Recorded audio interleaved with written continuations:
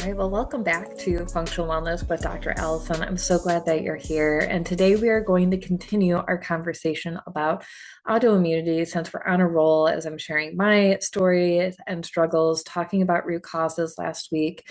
And I'm so passionate about working with men, women, and even children who struggle with autoimmunity or think they may have it and need to be tested and supported because it's so widely misunderstood, under-researched, undertreated, and it's just not a priority in our medical community right now. And most of these diseases are considered zebra type issues where it's so rare and doctors are told to not expect to ever even see it in their practice that most people are written off with their symptoms that they're struggling with. And then we come in because we see on social media or we hear in podcasts like this, if you're struggling with these symptoms, it could be lupus or Ehlers-Danlos, or we could keep going down that line, right? But we're told, oh no, that doesn't happen. That's so rare. That's not a possibility. That only happens to people in geriatric ages, like over 80. It's not a concern for you if you're 20 or 30 or 40. And that couldn't be further through from the truth. So hang in there with me today because we're going to cover exactly what you need to know about autoimmunity triggers of all kinds. There's so many hidden factors from herbal supplements, nutritional supplements that you may be taking that you're told are really good for your immune system, but may be impacting you. We're going to talk about different types of exercises and why things will help you feel better and what's going to make you feel worse. We're going to talk about food, and we're also going to talk about some of the stress related factors like cold plunges and heat and oxidative therapies that may or may not be helpful for you. So, this is really important because we're going to help you continue your healing journey with confidence, not with fear or restriction or taking things that are random that could possibly be making you sick. So, first, I want to dive a little bit deeper into testing for autoimmunity because there's a couple things that are going to save you from frustration or help you understand your frustration a little bit more. First, testing is not a gold standard for all autoimmune diseases. You can absolutely have normal labs, but all of the symptoms. So, for example, when I was in the hospital dying from end stage colitis with a dead large intestines, my blood work showed no active antibodies for colitis. I had a totally clear IBD panel, which is crazy. Now, yes, the rest of my blood work showed that I was dying from sepsis and I was very, very sick, but the autoimmune panel came back normal. How crazy is that? So, second, your numbers can depend changing on the state of your health. So, yes, it is common, it is essentially normal for your ANA to flip back and forth from positive to negative and see those differences because it's changing based off how your body is in that moment. And here's the thing. High numbers or high ratios do not necessarily correlate to the severity of your symptoms. You can have all of the symptoms in the world, feel like crap, but maybe your ANA is negative, or the ratio is really low, or your thyroid numbers are different, your TPO, things like that. Or you can have a really high ratio, but feel pretty good. Medication's working, your plan's working, everything feels great. So just know that the numbers don't correlate to symptoms. So if you're feeling frustrated, like no one's listening to you, it's that's why. So third, we live with silent autoimmunity for a very long time before our body will start to create active antibodies that can actually be seen and tested for in the blood. So when I work with women in their 20s, 30s, usually their labs look pretty perfect. Hell, even women in their 40s with all of the symptoms of autoimmunity, their labs come back normal.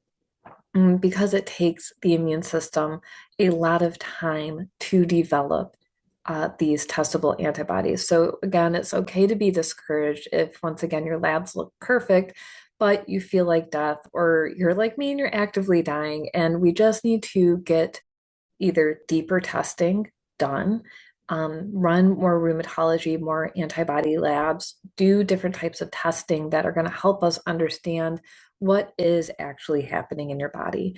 And it's good to have these tests run so you can have that baseline of what's going on for you and have these to refer back against as time goes on, as you're going down these plans, your medications, whatever you need to feel better, right? And you also need the additional testing from ultrasounds to biopsies to colonoscopies because we still need to understand what's going on with your body. So, what testing is available?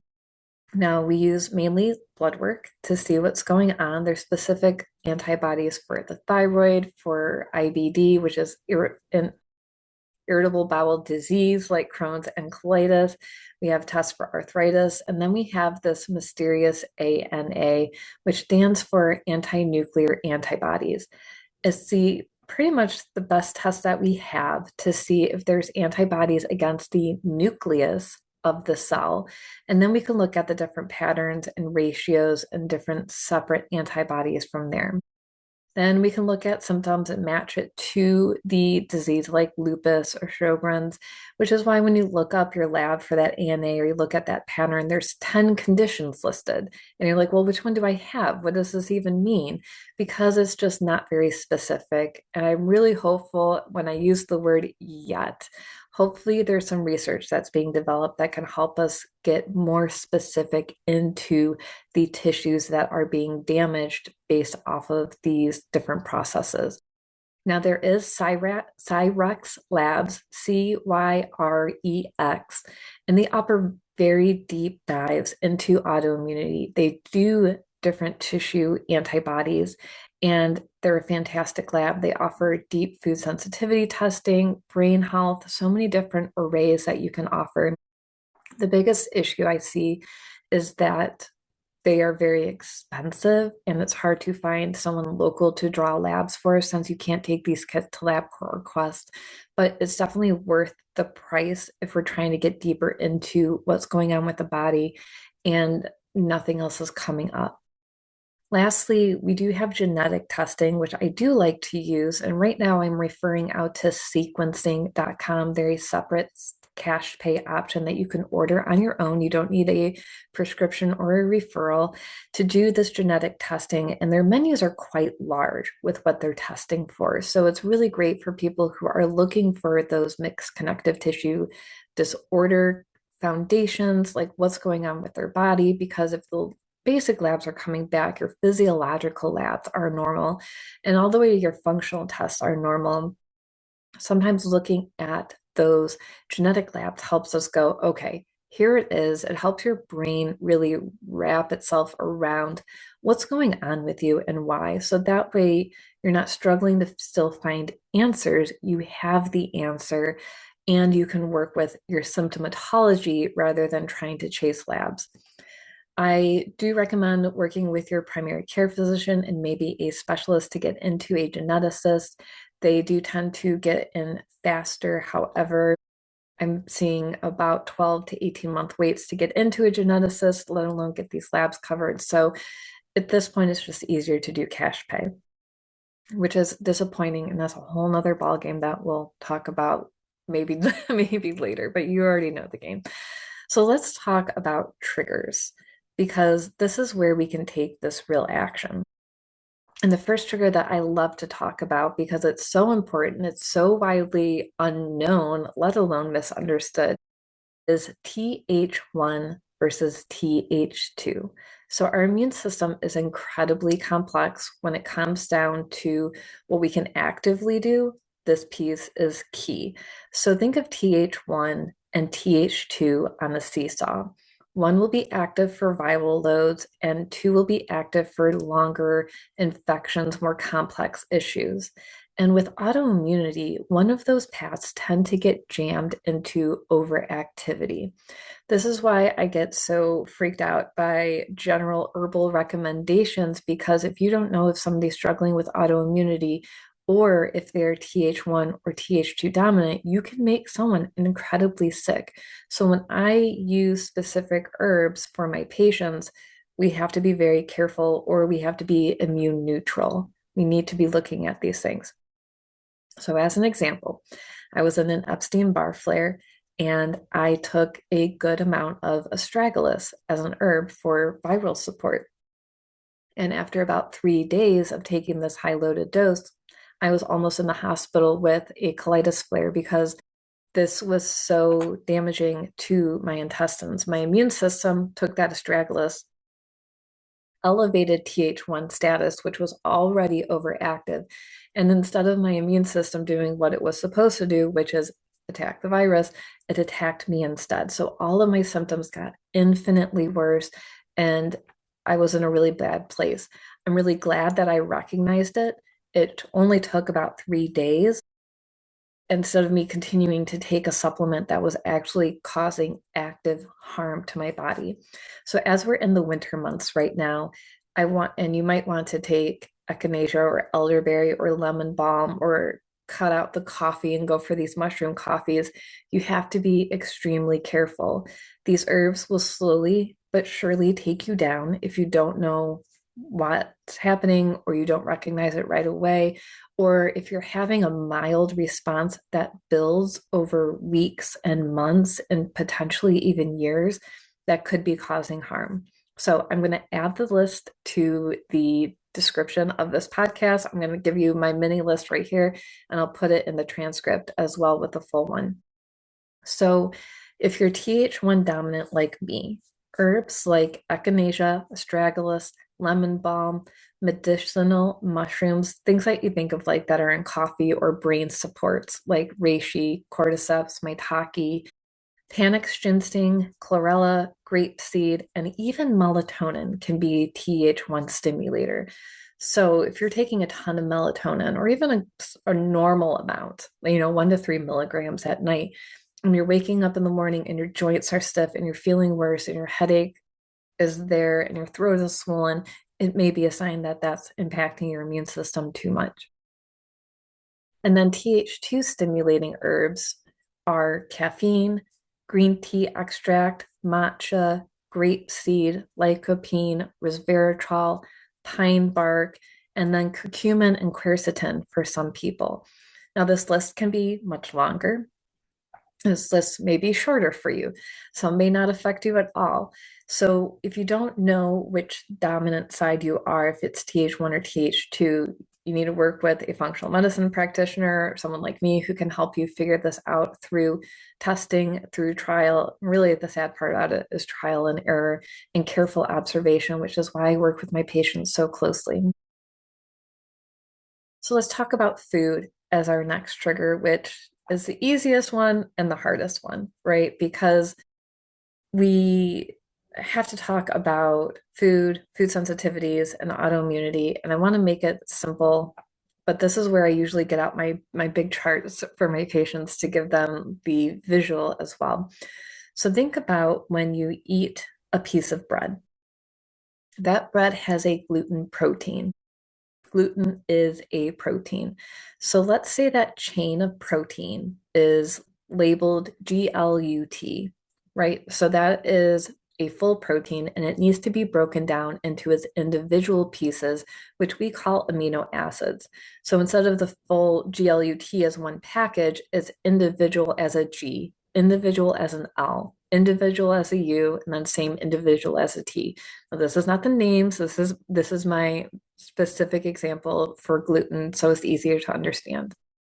Now, because gluten as a protein is so hard to digest, our stomach and intestines can't break it down.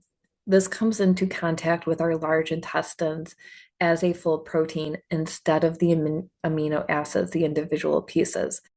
Our immune system does not want to see immune or full protein sequences come down. It wants to see those individual amino acids. So it's going to tag it, like essentially putting a post-it note on that protein saying, hey, if you see this, we don't like this in the body. And now with autoimmunity, this is really key because over time, as we keep eating gluten, we keep building up this immune defense against something that is not an invader. It's a food, it's a protein, it's just not digested. And now the whole immune system is aware. Everybody has this list of post-it notes of what they should be attacking, what they need to be aware of. But with autoimmunity, our organs have protein tags on them. So as our immune system come by, it can test it and say, oh, you're the thyroid. Oh, you're the pancreas. Oh, you're a joint. We don't need to be affecting these organs. However, these tags on our organs look very similar to gluten. So if we think about the thyroid, maybe the thyroid tag is GLUD as a whole protein. So the immune system is very smart, but it's not as specific as we would like it to be. So it sees this protein that's similar, but not quite gluten, and attacks anyways. Which is why when so many people go gluten-free in their diet, their autoimmunity symptoms tend to calm down. Their swelling in their throat and their thyroid comes down. Their GI system tends to correct pretty quickly. And now there's a wealth of research on gluten mimicking the thyroid, the pancreas, the ovaries, the brain, and the joints. So we come to this concept called molecular mimicry that causes our immune system to attack our own body because it's been exposed to foods and chemicals and toxins that look like our own body. Now, the other part of that mimicry too is that corn and soy and dairy tend to look like gluten. Once again, similar, not the same, but enough that our immune system goes, cool, got it. Let's go after corn. Let's go after soy. Let's make everything a problem, which is a problem, isn't it? So, how do we deal with this? Number one, I'm going to run back to testing because doing food sensitivity testing, IgG, IgE, IgG4, all of these things will help you understand specifically what foods are causing problems. Now, I refer to everlywell.com. They're a separate cash company that you can pick up from Target. You can also order it online. Now, if you're currently avoiding a specific food, so say you've been gluten-free for 6 months and you want to know if you actually reacted to gluten, it will not show up on your testing because your immune system was able to relax. It no longer has that defensive mechanism up, so it won't be able to be seen on a food sensitivity test. So you do have to be eating all of the foods within about 6 weeks of this test, which can be risky if you know that gluten's a problem or a specific food is a problem, and then you have to eat it to prove this on a test. But most of the time, you're doing this test just for you. You're not trying to get it through to an allergist or another physician or an immunologist. And if you are, you need to be specifically working with that office as well. Your next option is to just cut it all out, right? So avoiding dairy and gluten first. You'll need to give it about 6 weeks. So our body takes about 2 weeks for that immune reactivity and inflammation to come down, and then about 2 to 4 weeks to clear out the rest of the reactions and have the immune system not be tagging this continual onslaught of food. So it does take time. And I know that's a little frustrating to hear. I hear a lot of people will say, well, I was gluten-free for a week or a month and I didn't see any difference. And really, you might need to be doing it for 6 months to actually have those physiological changes happen in your body. And then two things here I'm going to add in. One, I really like the food sensitivity testing because we catch so many things that are usually additives in products. Because number three on this food list is being very careful. Gluten, corn, soy are in everything from condiments to baked goods. Like there's just a preponderance amount of these products in processed foods that we wouldn't necessarily have thought there was gluten in them. So make sure that you're looking for products that are absolutely gluten-free. Read every single label. And then with the testing, you might find that you're actually sensitive to a different additive from different oils like sesame oil or olive oil, or there's so many options there that you might find that you had no idea was in everything. And especially if you're eating gluten-free foods and products, those are usually made with other things that you're going to develop sensitivities to as well. So it is really overwhelming, which is why start with the testing, get that done, and see what you need to cut out, add in, what's going to help you understand how your body's reacting as well. Okay. Now let's talk about fitness and overtraining because this is a big one. And you've probably had the same experience that I have that I'm going to tell you about here. So we go to the gym, right? We're like, I feel good. We're finally there. I'm going to start this workout program. And usually that first week, we feel so good. Like, oh, I'm so proud of myself. I'm lifting weights, I'm doing cardio, I'm stretching. Like, I'm going to be so much stronger, healthier, flexible. That we're going to be happy. We're working out. And then you go again the next week and you feel like literal death. You're like, oh my God, I can't get out of bed. Maybe you have that post-exertional malaise. It's so much worse than DOMS. It feels like you're walking underwater. And then all of a sudden, all of your autoimmunity symptoms clap in. And you're like, what the hell? What the hell? I'm just trying to work out. I'm just trying to be healthy.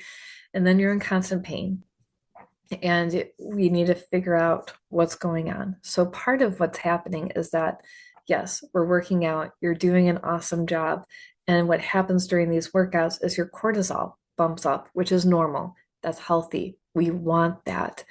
And that cortisol gives your immune system a little bump, which is normal and healthy. We want that, which is why we say, yes, exercise is so important for your immune system and staying healthy. It's not just weight loss and strength, it's about your bones and your brain and your hormones and your immune system.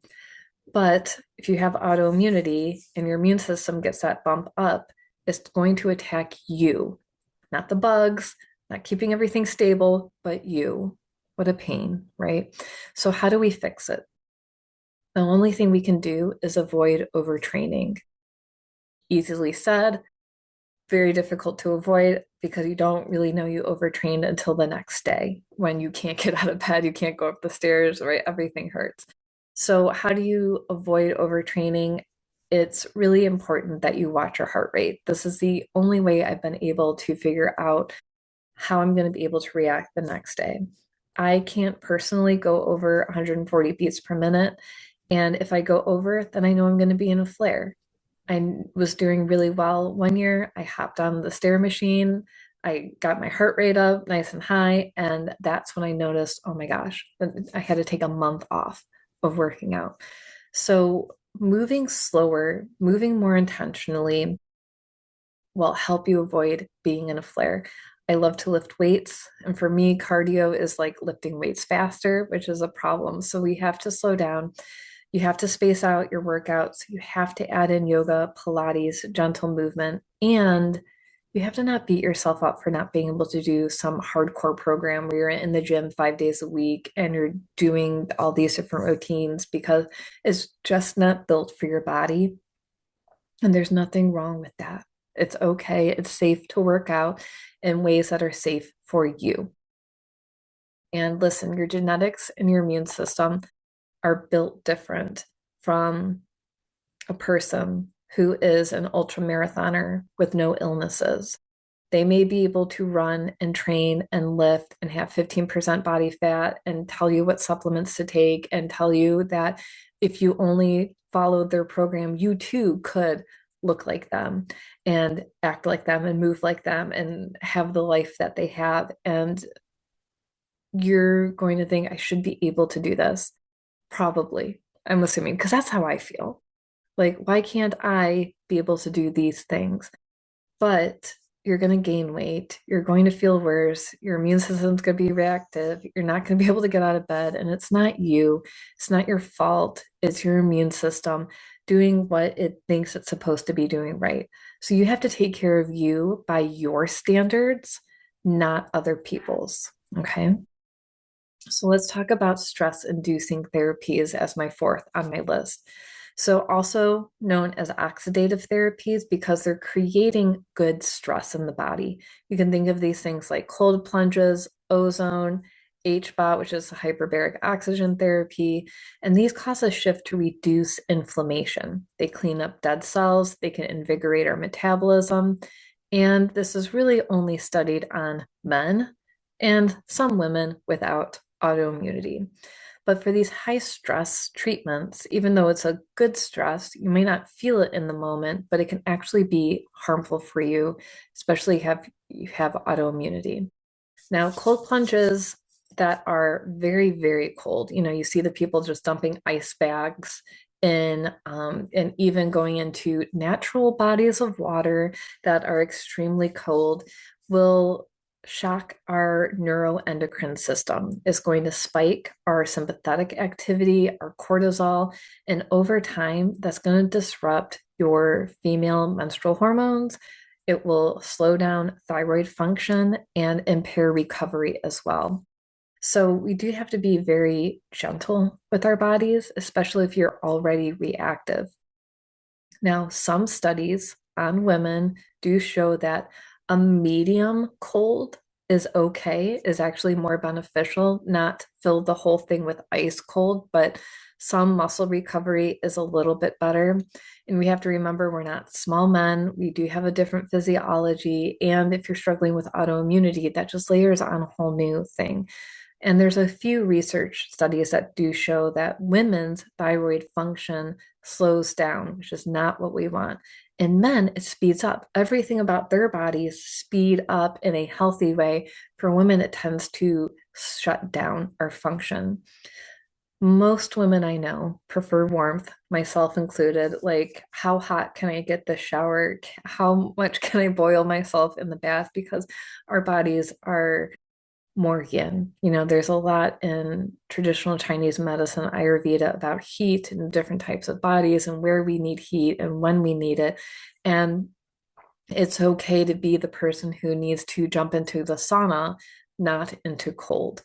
So everything you do needs to be aligned with your metabolic and your immune system. So now there's many of you who might go, but Alison, I'm so sensitive to heat. I hate summer. I can't handle it. And that's okay too, because heat may make your POT symptoms, your mast cell activation symptoms worse. And it can make you just feel weaker as well, because it is causing a metabolic exertion with the heat. It's not an oxidative therapy. It's not causing distress in the system, but it is putting some stress into the system as well. So I recommend middle of the road as well here. When I did sauna therapy right after, it was about 2020, and I was doing everything I possibly could. I talked to the owner of the spa that I went into. So I was usually the first person who came in the morning, and they just knew, and I just sent a message whenever I scheduled there that, hey, just keep the sauna real low. You don't have to turn up really high. I think I started at about 110 degrees and I could handle that. And as I healed and I felt better, I could handle getting up into the 140s where the sauna usually sits at. Now, of course, I had bad days where I can't tolerate the heat and I stick my head out or I just take a 5-minute break and then come back in. So it's okay to take breaks. It's okay to allow your body to tell you what it needs so you don't make yourself feel worse. Okay. And then the last one I want to hit on is emotional stress, because the same for physical stress goes for emotional stress, which you already know. You know that stress causes a change in our hormones that impact our health, as well as our nervous system and how our body innately reacts. We can have trauma anniversaries, we can have day-to-day stress, and this is just another area that we need to make sure that you're supporting your mental health as well. So you definitely want to find a great trauma-informed therapist, and I want to give a shout out to Theraplist. So it's THERAPLIST.com. She'll help match you to a provider that not only meets your needs and your insurance, but also your vibes. So they're going to understand you and what you need. And it's a really great opportunity to find a therapist that's going to support you on your journey. You could also use psychologytoday.com as a database to find who aligns with you and use their filters as well. And I'll say to that, it can take quite a few therapists to find somebody who does meet your needs, who does understand you, that you do click with. So don't be discouraged if you meet one or two therapists and you're like, wow, they're not for me. Maybe therapy just isn't for me. Maybe just keep trying and to find somebody who does match what you need, because it is a really powerful tool when it's used in the right way with the right support. for mental health. Meditation, of course, is wonderful, but it can also be triggering to our fight or flight system, and most importantly, our amygdala. So if you feel really triggered when you meditate, that can actually be normal. If you have a trauma brain or a traumatized nervous system, that sitting still will be too activating for you. So you may want to work on meditating with a guided meditation or your eyes open or a walking meditation or chanting or prayer. There's all these other tools that we have to support and quiet our mind so we can get some hormonal rest from stress and overthinking. So keep trying and don't be discouraged. You're not alone if you're trying to sit there and blank out your brain and you're feeling worse. There's an actual reason for that, so do something else. Right now, I'm using a homeopathic clearing that's new from DesBio called the Mental Emotional Detox Kit, which I've found has been really helpful for reducing my overreactions. Not that I would ever overreact about anything or spiraling. I felt a lot more calm. I've been able to have more difficult discussions or conversations rather than feeling tension and letting that tension build up to a point of breakdown. It's more like feeling tension and then addressing it, which has really helped reset some patterns.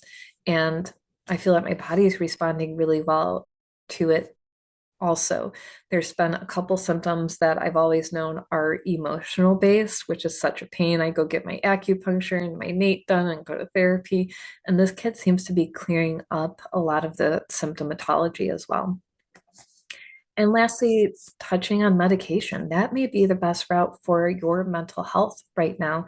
There's so many amazing psychiatric nurse practitioners out there that are supportive. They listen, they get you the right medication, the right time, and the right dose. They work very closely with you. So I highly encourage you that if you're not getting the support that you need from all the other tools, to keep looking, to keep experimenting, and really, in the end, it's all about combination of all the tools. Listening to your body, trusting your body, not pushing yourself because someone else is telling you, this is how you have to work out, this is how you have to eat, this is how you have to breathe, this is the crazy things you have to do from, cold plunging to, oh man, I could go down a huge list. We don't need to do that. So trust yourself. And this is where autoimmunity really comes in on an emotional level of learning to trust a body that is actively uncertain about how it should function. And so we really need to work so closely with our mind, our emotions, our spirit, our relationships, our work, because we have to understand our triggers, but we also have to understand what our body needs so it can feel its best. And when you're not feeling good, maybe you need to keep a journal. Maybe you need to look at all the supplements you're taking. Maybe you need to look at the food. Maybe you need to look at when you feel best. Is it in the morning? Is it in the afternoon? Is it after you have a certain food? Is it when you're not in a certain situation, right? Maybe there's something that's toxic that's keeping your body in a heightened stress state that's activating your immune system and constantly keeping you sick. So this takes time to figure out. So make sure to look through these lists and see what stands out for you. And if you're ready for personalized care, this is where we start. This is the foundation of the work that I do with the members of my practice. We identify your specific triggers. We work through looking at foods, and especially over the holidays. So many people would say, like, oh my gosh, I had way too much dairy. And it actually wasn't the dairy, it was something else that they were eating that they didn't even realize that was making them sick, or FODMAPs with SIBO, or an oil that was really causing an issue. So we create a plan that works for you and your body, not some protocol that should work for everybody. We're focused on you. So thank you so much for tuning in today. I appreciate you being here. Make sure you like and follow and stay tuned for next week's podcast.